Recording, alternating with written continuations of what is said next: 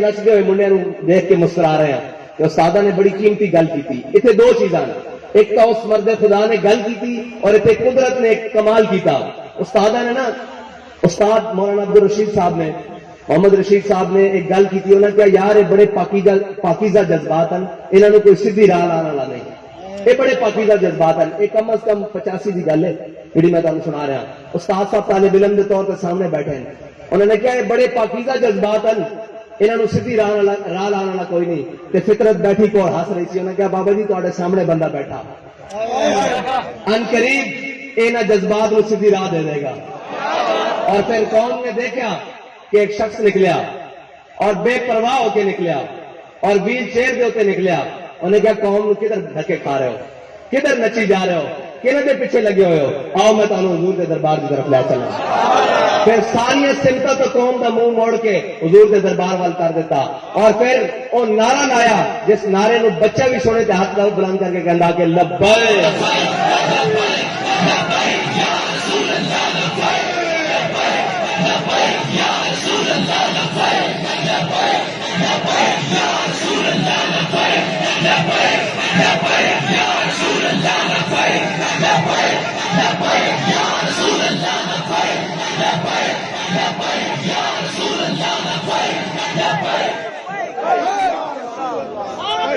اور نہیں صاحب رضوی نہیں، تاجدار ختم نبوت اسی سارے حضور کا جانثار ہیں۔ ساڈے قائد نے سانو حضور کا جانثار بنایا اور کسی کا بنایا ہی نہیں۔ اسی واسطے انہوں نے سانو سبق ہی وہ پڑھایا کہ انہیں جانا انہیں مانا تو نال نہ رکھا غیر سے کام، کسی غیر نال ساڈا کام کوئی نہیں۔ انہیں جانا انہیں مانا، نہ رکھا غیر سے کام، للہ الحمد میں دنیا سے مسلمان گیا۔ یہ باتیں ہیں جی آپ کے ساتھ حضور کی محبت کی۔ میرے آقا و مولا صلی اللہ علیہ وسلم کو حضرت سعد بن معاذ نے غزوہ بدر میں جاتے ہوئے خوش کیا۔ میرے آقا و مولا کا خوشی سے چہرہ چمک اٹھا، اب پہلے بھی چمکتا تھا، اس دن مزید چمک اٹھا۔ جب غلام اپنا اظہار وفا کرے نا میرے آقا و مولا خوش ہوتے ہیں۔ اور اس پر دو باتیں ہیں کہ غزوہ بدر میں علماء بیٹھے ہیں کہ صحابہ کے پاس 2 گھوڑے تھے اور 8 تلواریں تھیں، تو کون سے وہ گھوڑے تھے جو انہوں نے سمندروں میں ڈالنے تھے اور کون سی وہ تلواریں تھیں جس سے انہوں نے کیسر و کسرا کے ساتھ لڑنا تھا؟ حضرت سعد بن ابی وقاص جو فاتح ایران ہے، آپ کے دور میں ایک وقت آیا کہ مسلمانوں نے پھر دشت و دشت دریا بھی نہ چھوڑے ہم نے، باہر ظلمات میں دوڑا دیے گھوڑے ہم نے۔ بڑی قیمتی بات ہے۔ حضرت سعد بن ابی وقاص کے دور میں جب دریا دجلہ درمیان میں آیا تو حضرت سعد بن ابی وقاص نے اپنے ساتھیوں کے ساتھ گھوڑے دریا میں ڈال دیے۔ جب سامنے فوجیں کھڑی تھی نا، انہوں نے دیکھا، انہوں نے کہا یہ انسان نہیں ہو سکتے، دیواں امن، یہ مجنوں آ رہے ہیں۔ اس پر ایک بڑا خوبصورت جملہ ہے، وہ یہ ہے کہ جب انہوں نے دیکھا نا کہ گھوڑے سمیت سوار دریاؤں کو کراس کر کے ہماری طرف بڑھ رہے ہیں، تو وہاں پر ایک رائٹر لکھتا ہے، اس نے کہا سوار جو جذبہ ہوتا ہے نا وہ سواریوں میں نہیں ہوتا، سواروں میں ہوتا ہے۔ اب لوگ پوچھتے ہیں جی بابا جی نے ان میں بھرا کیا ہے؟ میں نے کہا بابا جی نے بھرا کچھ نہیں ہے، ہمارے قائد میں جذبہ وہ تھا جو نیچے اتر کے آیا ہے۔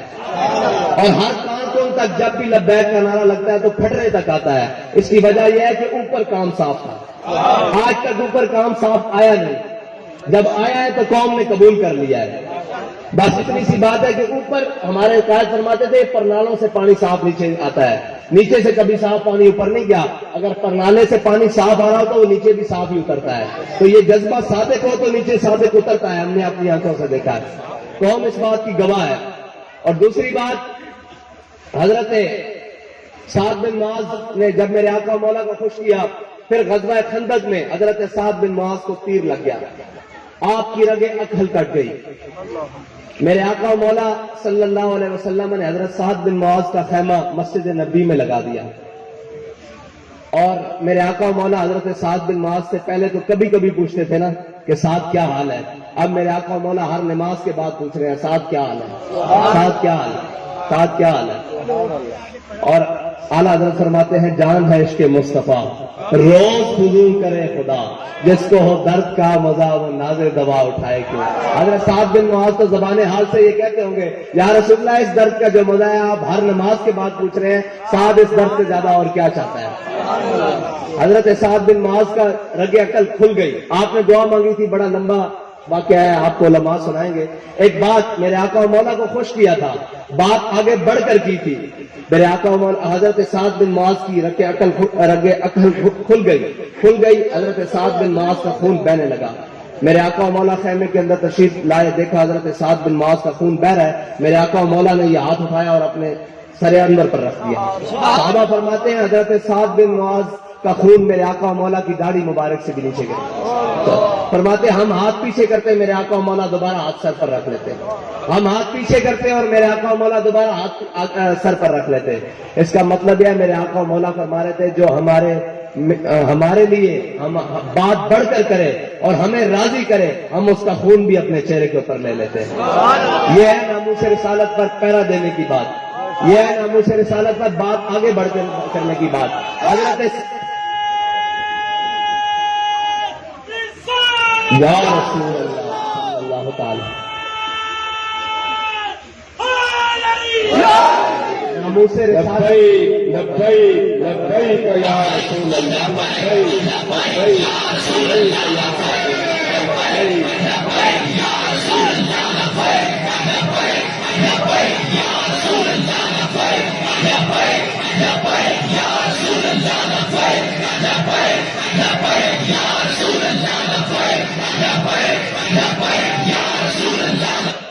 تاجدار ختم نبوت. دوسری بات، سبتا نبیت. صحابہ کرام نے حضور کی محبت میں بات آگے بڑھ کر کی کہ 8 تلواروں کے ساتھ ہم کیسر و کسرا، یا رسول اللہ آپ حکم دے ہم جنگ چھیڑ دیں گے. یہ بات کر دی.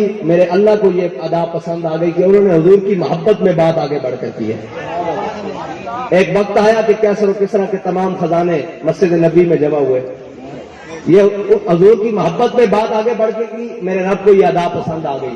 حضرت سعد بن ابی وقاص نے جب ایران فتح کر کے سارا مال غنیمت حضرت عمر کی بارگاہ میں بھیجا نا اور مسجد نبی میں جمع ہوا تو ساتھ ایک چھوٹا سا خط بھیجا. کہا کہ اے امیر المومنین، یہ مال غنیمت میں آپ کو بھیج رہا ہوں. یہ بعض چیزیں ایسے مقامات سے ملی ہیں جہاں اللہ کے علاوہ کسی کو دیکھنے والا کوئی دوسرا نہیں تھا، لیکن کسی ایک سپاہی نے بھی سوئی جتنی بددیانتی نہیں کی. حضرت عمر رونے لگ پڑے. پیچھے مولا کائنات کھڑے تھے. مولا کائنات نے حضرت عمر کے کندھوں پر ہاتھ رکھ کے فرمایا عمر روتا کیوں ہے؟ جب تو بددیانت نہیں ہے تیری رعایا کس طرح بددیانت ہو سکتی ہے؟ بات کی تھی کہ اوپر سے پانی صاف آتا ہے، نیچے سے نہیں. کہتے ہیں جی اوپر تو ریاست مدینہ کی بات ہو رہی ہے لیکن نیچے جناب کرپٹ ٹولا ہے. میں نے کہا ریاست مدینہ والوں نے کبھی اپنے 12 لاکھ دے کے اپنے پلاٹ ریگولائز نہیں کرائے. ریاست مدینہ والوں نے کبھی جناب بیٹیاں روتی ہوئی چھوڑ کے لاشوں کے پیچھے اپنی سیاست نہیں چمکائی. ریاست مدینہ والے تو وہ تھے جب دنیا سے اٹھے تو چھوٹی چھوٹی بچیاں کمرے میں نکر میں لگ کے رو رہی. صحابہ نے پوچھا، انہوں نے کہا ہمارے تو خلیفہ بلا فصل چلے گئے، امیر المومنین چلے گئے، افضل الخلق بعد الانبیاء حضرت جناب سیدنا صدیق اکبر چلے گئے، تمہیں کیا پتا بچیوں تم کیوں رو رہی ہو؟ انہوں نے کہا ہمیں نہیں پتا کہ آپ کے کون چلے گئے، ہمیں تو اتنا پتا ہے کہ ہماری بکریوں کا دودھ نکالنے والا ایک ہمارا دودھ ہی چلا گیا ہے. ریاست مدینہ پڑھنی ہے نا تو استاد صاحب فرماتے تھے آؤ ہم آپ کو بتاتے ہیں ریاست مدینہ ہے کیا. بات دوسری طرف نکل جائے گی. حضرت سعد بن ابی وقاص نے ایران فتح کیا. ایران کی فتح میں ایک بہت بڑا واقعہ آیا جس واقعے کو علامہ اقبال نے کہا کہ کبھی ہے نوجوان مسلم تدبر بھی کیا تو نے، وہ کیا گردوں تھا جس کا ہے تو ٹوٹا ہوا تارا. اقبال کہتا ہے سوچ ہے نوجوان مسلم، وہ کون سا آسمان تھا جس آسمان کے اوپر حضرت خالد بن ولید، محمد بن قاسم، صلاح الدین ایوبی، جناب نیچے چلتے آؤ تو غازی علم الدین، ممتاز حسین قادری، علامہ خادم حسین رضوی، مفتی عبدالعزیز نوری صاحب، یہ بڑے بڑے لوگ چمک رہے ہیں. وہ کون سا ستارہ ہے؟ کہتے ہیں تو سوچ وہ کون سا آسمان ہے جس کے اوپر یہ ستارے چمک رہے ہیں. کہتا ہے کبھی ہے نوجوان مسلم تدبر بھی کیا تو نے کہ وہ کیا گردوں تھا جس کا ہے تو ٹوٹا ہوا تارا. اقبال آگے کہتا ہے تجھے اس قوم نے پالا ہے آغوش محبت میں، کچل ڈالا تھا پاؤں میں جس نے تاج سرے دارا. اس کے پیچھے ایک بڑی بڑی حقیقت ہے تاج سرے دارا جو یہ اقبال نے شعر کہا ہے نا. حضرت سعد بن ابی وقاص نے جب ایران فتح کرنے کے لیے لشکر آگے بھیجا، لشکر جب لڑنے کے لیے تیار ہوا تو آپ کو پتا ہے پہلے پرانے زمانوں میں لشکر میں مقابلہ ہوتا تھا مبازرت جس کو کہتے ہیں، جس کو آج کے دور میں 1 to 1 مقابلہ کہتے ہیں. ایک سپاہی ادھر سے نکلتا تھا اور ایک سپاہی ادھر سے نکلتا تھا.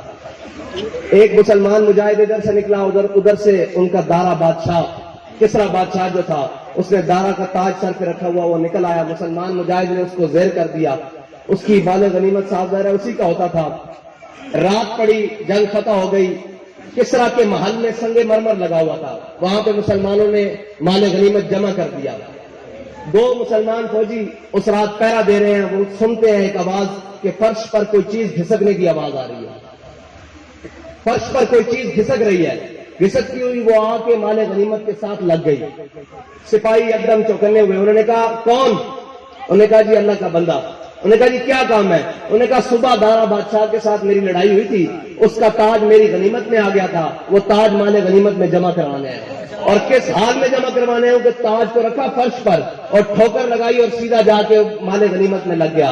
تو اقبال نے کہا تجھے اس قوم نے پالا ہے آغوش محبت میں، کچل ڈالا تھا پاؤں میں جس نے تاج سر دارا۔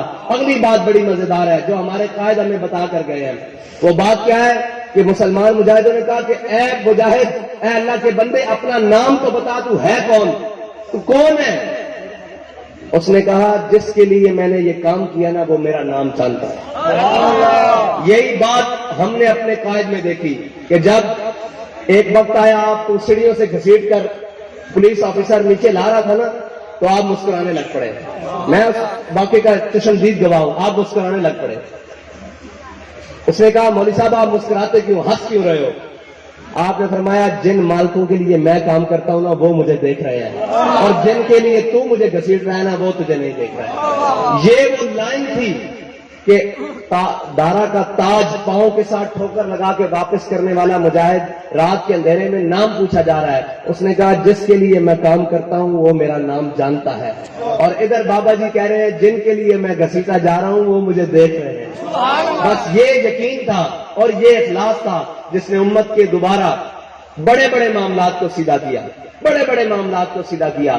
جب لوگ یہ کہتے تھے کہ جناب لوگوں نے حدیثیں بنا کر جھوٹی، نعوذ باللہ، حدیثیں کہ جناب وہ مائی کوڑا پھینکتی تھی، وہ جناب یہ کرتی تھی، وہ مائی کوڑا پھینکتی تھی، میرے آقا مولا اس کا پتہ لینے چلے گئے، تو لوگوں نے، ہم نے سکول کی کتابوں میں بھی یہی حدیثیں پڑھ لی اور یہ جھوٹی باتیں پڑھ لی، لیکن بابا جی آگے آئے، فرمایا تو کہتا ہے حضور کے اوپر وہ کوڑا پھینکتی تھی، میں تجھے بتاتا ہوں کون میرے آقا مولا کے اوپر جرات کر سکتا ہے۔ انہوں نے کہا یا میرے آقا مولا صلح حدیبیہ کے موقع پر بیٹھے ہیں، سامنے عروہ بن مسعود بیٹھے ہیں جو ابھی مسلمان نہیں ہوئے، وہ خوشامد کے طور پر میرے آقا مولا کی داڑھی کو بار بار ہاتھ لگا رہے ہیں، لیکن پیچھے عروہ بن مسعود کھڑے ہیں، سب کے حضرت سامنے بیٹھے ہیں مغیرہ بن شعبہ، حضرت مغیرہ بن شعبہ سکے بھتیجے پیچھے کھڑے ہیں، اور سامنے عروہ بن مسعود بیٹھا ہے، وہ بار بار حضور کی داڑھی کو ہاتھ لگا رہا ہے۔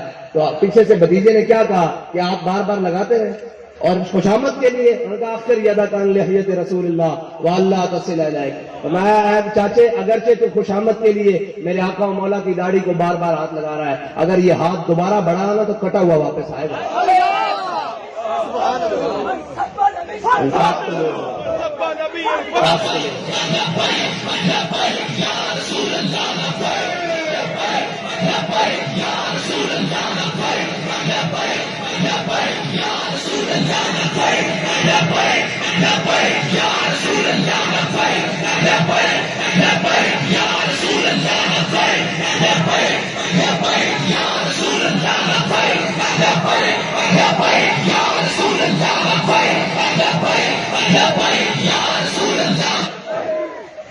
ایمانداری کی بات آخری، حضرت امام مالک کے پاس ایک عورت آئی، اس نے مسئلہ پوچھا کہ امام صاحب میں سوت کاٹتی ہوں، آپ کو پتا ہے نا پرانے زمانے میں ہماری مائیاں سوت کاٹتی تھی چرخے پہ۔ انہوں نے کہا حضرت میں سوت کاٹتی ہوں، میں نے ایک مسئلہ پوچھنا ہے۔ آپ نے فرمایا کون سا مسئلہ؟ انہوں نے کہا جی اپنا دیا جلا کر، اپنے پیسے خرچ کر میں دیا جلاتی ہوں، اور چھت پر بیٹھ کر رات کو میں سوت کاٹتی ہوں، اس دوران بادشاہ کی سواری میری اس گلی سے گزرتی ہے اور ان کے آگے مشعلیں بلند ہوئی ہوتی ہیں، اور اس کی روشنی اور میری روشنی دیے کی مل جاتی ہے، پھر ہوتا یہ ہے کہ ان کی مشعلوں کی روشنی میرے دیے کی روشنی کے اوپر حاوی آ جاتی ہے۔ اس دوران جو میں سوٹ کاٹتی ہوں میرے لیے حلال ہے یا حرام ہے؟ امام صاحب فرماتے ہیں میں اپنی مسند سے ہل گیا کہ یہ مسئلہ پوچھنے والا کون ہے. بابا جی استاد صاحب فرماتے تھے جب حلال کی اتنی تمیز کی جائے نا پھر گودوں میں محمد بن قاسم پیدا ہوتے ہیں, پھر صلاح الدین ایوبی پیدا ہوتے ہیں. بس یہ استاد صاحب کا آخری پیغام ہے ہماری امت کی بیٹیوں کے نام. فرماتے تھے کہ تو بڑی پاک باز ہے اور تیری کوکھ میں اور تیری گود میں کوئی محمد بن قاسم آنے والا ہے. تو غیروں کا کلچر نہ اپنا, تو غیروں کی طرف نہ دیکھ, تو ٹی وی ڈراموں والوں کو نہ دیکھ. تیری گود میں انقریب صلاح الدین ایوبی آنے والا ہے, تیری گود میں انقریب محمد بن سلطان محمود غزنوی آنے والا ہے. تو ان غیروں کی طرف نہ دیکھ. ان مائی صاحبہ نے جب حضرت امام مالک سے پوچھا, انہوں نے کہا جناب یہ جو سوت میں کاٹتی ہوں اس دوران یہ میرے لیے حلال ہے یا حرام؟ انہیں امام صاحب نے پوچھا آپ کون ہیں؟ انہوں نے کہا جی میں بشر حافی کی بہن ہوں. آپ نے فرمایا لوگوں کے لیے حلال ہو سکتا ہے, آپ کے لیے حلال نہیں ہے. آپ کے گھر سے دین آ رہا ہے. بس میں دین والوں سے اتنا کہوں گا کہ آپ دین کے وارث ہیں, آپ سارے دین کے وارث ہیں. آپ کے اعمال کو اور آپ کے کردار اور میرے کردار کو دیکھ کر قوم نے سیدھا ہونا ہے. ایک کردار دیکھا ہے قوم نے خادم حسین رضوی کا, کھڑک رہی ہے ابھی تک.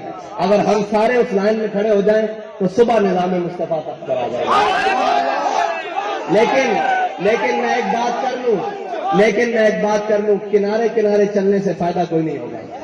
آپ نے دیکھ لیا ہے کہ اگر عزتیں چاہتے ہو حضور کے دین کے ساتھ کھڑے ہو جائیں. میری دستبستہ گزارش ہے آپ آگے لگے, ہم پیچھے ہاتھ باندھ کے کھڑے ہونے کے لیے تیار ہیں. کوئی کسی قسم کی لیڈری کا کسی قسم کا کوئی لالچ نہیں, لیکن بات یہ ہے کنارے کنارے چلنے سے بات کوئی نہیں. استاد صاحب فرماتے تھے میں نے تاریخ پڑھی ہے 1857 میں جنہوں نے ان علماء کی مخالفت کی نا جنہوں نے انگریز کے خلاف جہاد فرض کیا اور جنہوں نے جنگ آزادی کی جد و جہد کی. فرمایا میں نے تاریخ پڑھی ہے ان کو بھی لٹکا دیا گیا تھا ساتھ میں کہ تم جو مرضی کہو, تمہارا حلیہ بتاتا ہے تم دین والے ہو, تمہاری گفتار اور کردار بتاتا ہے تم دین والے ہو. ہمیں تم سے خطرہ ہے. بابا جی آپ لوگوں سے ان کو خطرہ ہے. آپ کنارے کنارے چلیں یا درمیان میں آ جائیں. اگر حضور کی ناموس پر اور عزت پر پہرا دینا اگر آپ چاہتے ہیں کہ آپ کا اور میرا اور آنے والی نسلوں کا مستقبل ٹھیک ہو جائے اور اس ملک پاکستان کو جس مقصد کے لیے بنایا گیا تھا اس مقصد کی طرف لے کر چلیں تو حضور کے دین کے ساتھ چلیں. اور وہ دین اگر بابا جی فرماتے تھے اگر ہم غلط راہ پر ہیں تو ہمیں بتائیں, اگر ہم ٹھیک راہ پر ہیں تو پھر ہمارے ساتھ چلیں. اللہ تعالیٰ آپ کو اور مجھے عمل کی توفیق عطا فرمائے. وآخر دعوانا الحمدللہ.